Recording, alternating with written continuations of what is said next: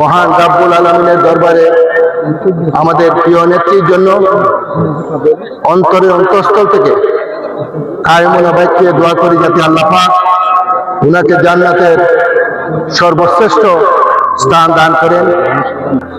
যুব সমাজ, বিএনপির নেতৃবৃন্দ, সবাইকে আবারও আসসালামু আলাইকুম ওয়া রাহমাতুল্লাহি ওয়া বারাকাতুহু।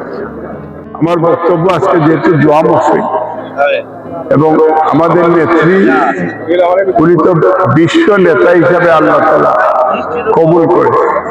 আপনারা দেখেছেন যে কোটি মানুষ ওনার জানাজায় অংশগ্রহণ করেছে। সারা পৃথিবীর বিভিন্ন দেশের প্রেসিডেন্ট, প্রাইম মিনিস্টার, অ্যাম্বাসেডার ওনারা সেই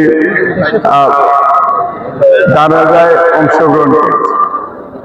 আমাদের আলহামদুলিল্লাহ আমরা আশা করি এই সুখকে শক্তিতে পরিণত করে আগামী ফেব্রুয়ারি নির্বাচন আমাদের ভারপ্রাপ্ত চেয়ারম্যান উনি এর আগেই ইনশাআল্লাহ আমরা আশা করছি চেয়ারম্যানের দায়িত্ব পালন করবেন এবং এই বাংলাদেশে ফেব্রুয়ারি নির্বাচনে উনি লিড দিবেন।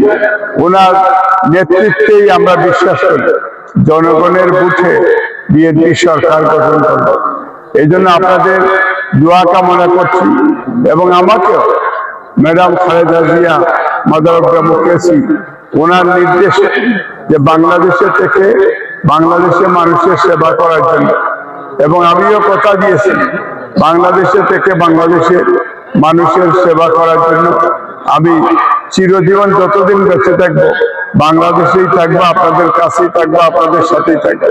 يا حي يا قيوم برحمتك نستغيث يا حي يا قيوم برحمتك نستغيث يا أول الأولين يا آخر الآخرين يا ذا القوة المتين عايزين دور قدس خدا مولاي وكي يا الله আল্লাহ কোন উদ্দেশ্যে আমরা নাত তুলছি তুমি আল্লাহ দেখায় জানায়। আপোষহীন নেত্রী, জননেত্রী, শেখ জননেত্রী খালেদা জিয়া ইন্তেকাল করছেন। আল্লাহ তার মাকফিরাতের জন্য যুক্তরাজ্য বিএনপির সদস্য সচিব ভাই খসরুজ্জামান আজকে দোয়া মাহফিলের আয়োজন করছেন। আয় আল্লাহ আজকের এই দোয়া মাহফিলের বরকতে আয় আল্লাহ বেগম খালেদা জিয়া আল্লাহ তুমি মাফ ফরমাও। আয় আল্লাহ তার কবরে তুমি রিয়াজুল জান্নাহ বানাও। আয় আল্লাহ তার কবরে আরাম আর হাইসের জায়গা বানাই দাও।